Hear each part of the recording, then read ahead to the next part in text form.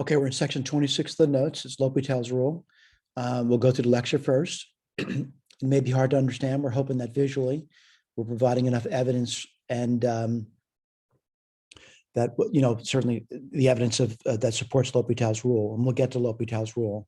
I'll go through the lecture portion first.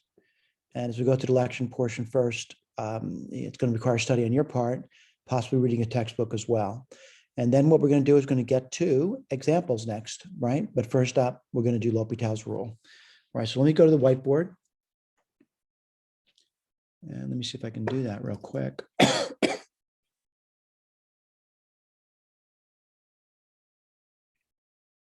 Okay, we're at the whiteboard. So, I'm going to just give you a little historical perspective here, and that'll be in the beginning. Let me get my highlighter out. Certainly, I'm not an expert in the pronunciations of this guy's name, but my understanding is it's pronounced L'Hopital. All right, I understand L'Hopital in French means hospital. All right, L'Hopital's rule is what we're doing. So we're doing L'Hopital's rule. All right, he was a French mathematician. He published a book in 1696. It was the first successful differential calculus book. And it certainly was published in French. It literally translates to the analysis of infinitely small. He's best known for the rule, though. He's best known for L'Hopital's rule. I think everyone in calculus, taking freshman level calculus, would know L'Hopital's rule. All right. So the deal about this was it's really not his rule, it's somebody else's rule, but he purchased the rule.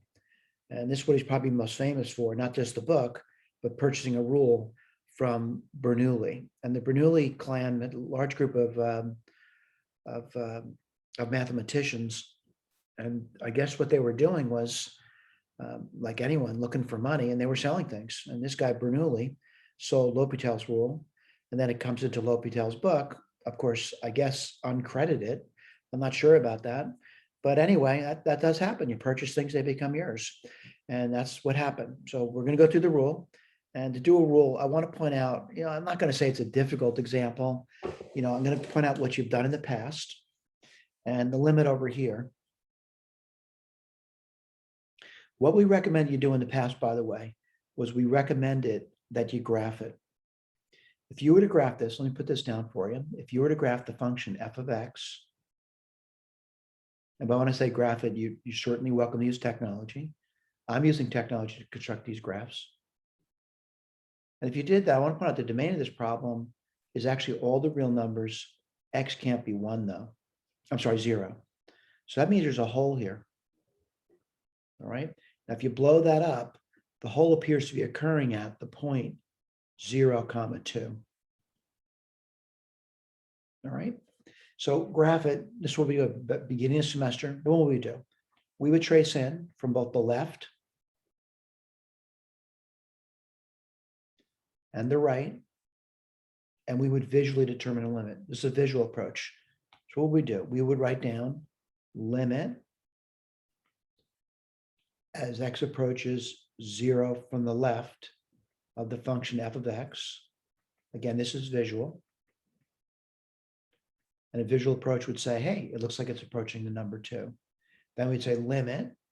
And again, we're doing it visually.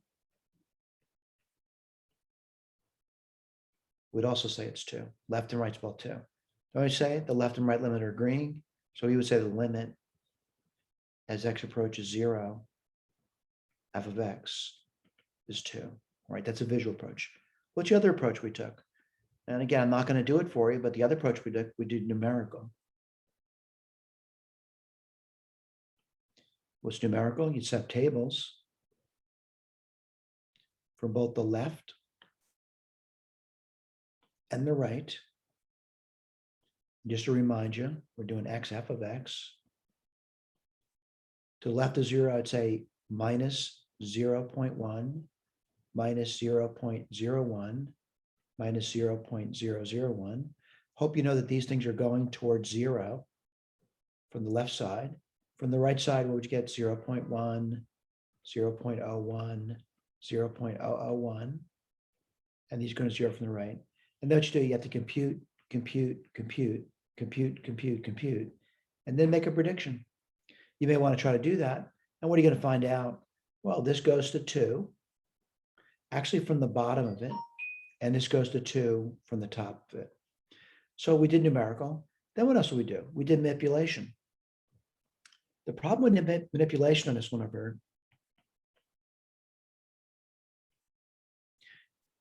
you don't know how to manipulate that. In other words, you get a cancellation. There's just no way you can manipulate that. Now, when you take Calc 2, though, you're going to learn that can be manipulated. But right now, there's no manipulation. So what we need to start looking at is the reasoning behind L'Hopital's rule. And I want to claim in the past what you did. And again, you may not be able to recall this, but we did this limit over here, which kind of reminds me of this limit over here. And why is that? If you look at the limit of that first problem we have, limit of the top is 0, limit of the bottom is 0, so limit laws don't apply. And just like over here, so if you remember, we did a visual approach to this. Let me just remind you that. We did visual. We did numerical. We did not do manipulation on this one. We did not know the simple manipulation for that one over there. But we also did squeeze theorem.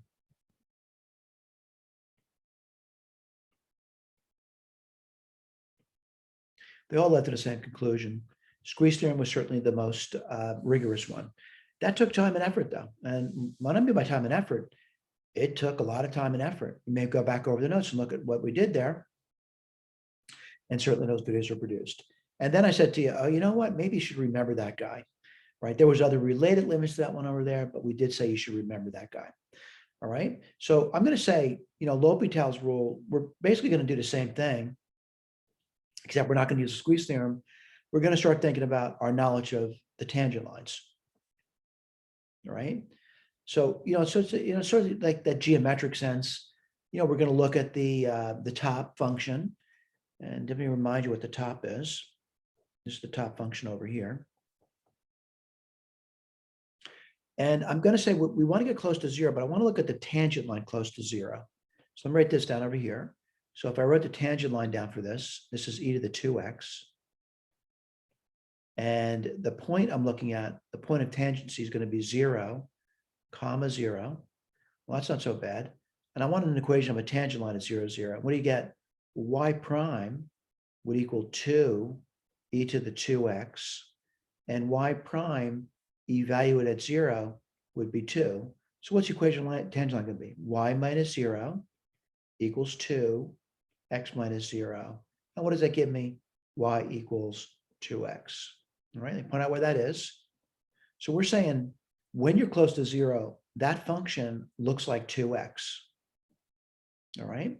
So this function here, when we're near this point over here, looks like this.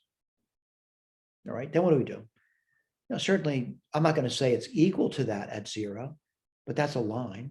I can do that. I can do e to the 2x minus 1, it's a curve though. But near the origin, the tangent line looks just like that curve. By the way, they're both defined at 0, 0. What's not defined at 0, 0 is that limit we're trying to do.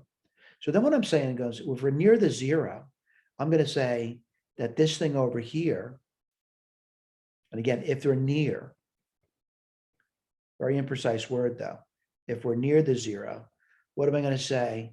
Well, I'm looking at this then.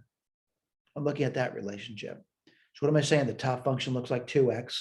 The bottom function is a line, by the way. That always looks like x. And then when you get the ratio 2/1, by the way, we're near 0. What does near 0 mean? Not at 0, but we're near 0. It looks just like that. All right. So I'm going to say, it seems to fall in place with what we said, looking at that. And again, my limit looked like 2. And that's what I'm saying, looking at the tangent lines. All right. So, bottom line is really not bad. All right. But certainly I put the derivative down there for you, make sure you understood that, but we wrote that down before. And then we're going to say over here is that, well, it sure does look like what we're doing is we're taking derivatives and evaluating. Right. We'll get to that later, but it looks like we're taking derivatives and evaluating. So let me go through that. So what do we really do? It looked like we took derivative of this recall before. And to get the slope of the bottom guy, right? Well, I knew that was 1, right? But I still took its derivative to get 1. And then we look at this new limit, right? So we took a derivative of this, and we took a derivative of this. We look at the new limit, we're getting 2. That's easy. First limit was tough, right? There's a little visual over here about the relationship between this and this. And again, I hope you can agree that near the origin, this line looks just like this. All right, let's keep going. Here's the deal. We're going to go through this. It's not a very precise thing, but we're going to try to explain what we're doing over here. And as we do that, I'm not going to say it's going to be easy for you. We want to read through this, right? This is L'Hopital's rule.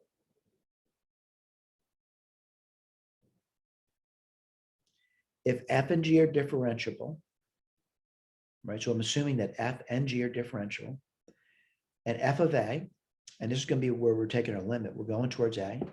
If f of a and g of a are both equal to 0, this is super important.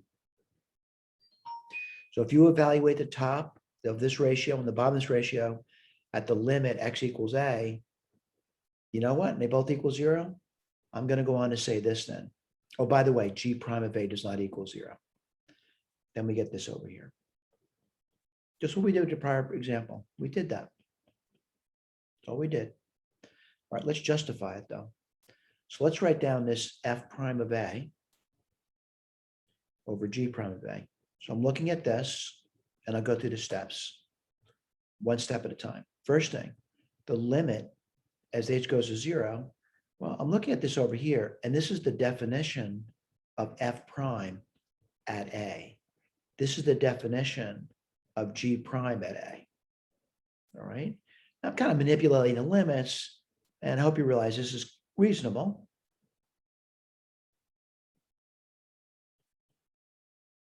Now remember what we said about fa and g of a, right? I want to point that out to you. It's right up here. Remember we said this. So what am I saying over there? Well, this is a reasonable next step. And why is that? If f of a and g of a are 0, I get this. Then what do we have? Well, I'm looking at this over here, and I'm realizing that this is the same thing as saying this. Let me go through that with you. What are we saying? As x goes towards a, right? As x goes towards a, this is like saying h goes towards 0 here over here. Same thing. All right, this is a really important rule. All right. Now they go on to say that this thing could probably be repeated over and over again, provided those conditions are met. All right. So what they do is they write a more general form of it down, which is the form we want you to use. If f and g are differentiable on an open interval containing a, and f of a equals g of a equals 0, we would like you to try this. I'm going to put a symbol in now indicating what we just tried. We're trying to use L'Hopital's rule. Typically, we'll put an H above the equal sign, letting someone know that we use L'Hopital's rule. All right. Now it says over here, provided the right-hand limit exists or is infinite. All right. So, or is infinite. All right. So this is good news. We got a nice little rule over here. One you need to read and think about. All right. So let's take a look at this. So L'Hopital's rule also applies when f and g are limits, and we'll go through that when we see problems. At a are plus or minus infinity, and we'll talk about those indeterminate forms later. Here is a rule as stated, provided f and g are differentiable. All right, let's take a look. One step at a time. When x goes towards a, both f and g go towards plus or minus infinity, or when a equals plus or minus infinity, x goes towards a, both f and g go towards plus or minus infinity. All right, we got another rule. Again, what's being applied here? L'Hopital. All right. where a equals plus or minus infinity, provided the right-hand limit exists. All right, let's talk about the two forms we just introduced to you. This is the one we spent most time with. Indeterminate form of 0 over 0. We need to constantly look for that. What do I mean by that? We're talking about the ratio now, a ratio f of x over g of x. This is going towards 0. This is going towards 0. That's an indeterminate form that applies to L'Hopital's rule. Let's do the next one. Notice these things are in boxes over here. There's another one we need to be on the lookout for. F of x over g of x. In the limit, what are we saying? These are going towards an infinity. By the way, sign of it doesn't matter. We're going to say infinities. Whether one goes to plus infinity, minus infinity, or the other one goes to plus infinity, minus infinity, doesn't matter. Here's my problem though. You're going to see other indeterminate forms. These here need to be rewritten like this over here. This here needs to be written like this over here. Let's keep going.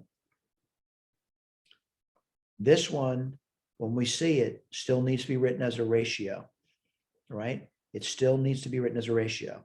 This one, there's going to be something here, something there, needs to be written as a ratio. This one needs to be written as a ratio, right? They're all the indeterminate forms you're going to be seeing.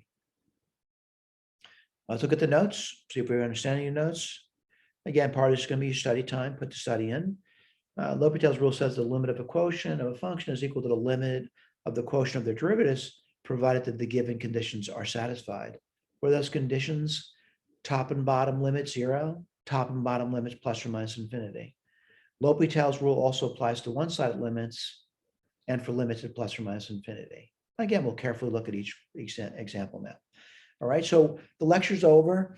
To get to these things, we'll talk about these in one step at a time. All right, so let me call it quits on this, and we'll come back and do examples later. Thank you.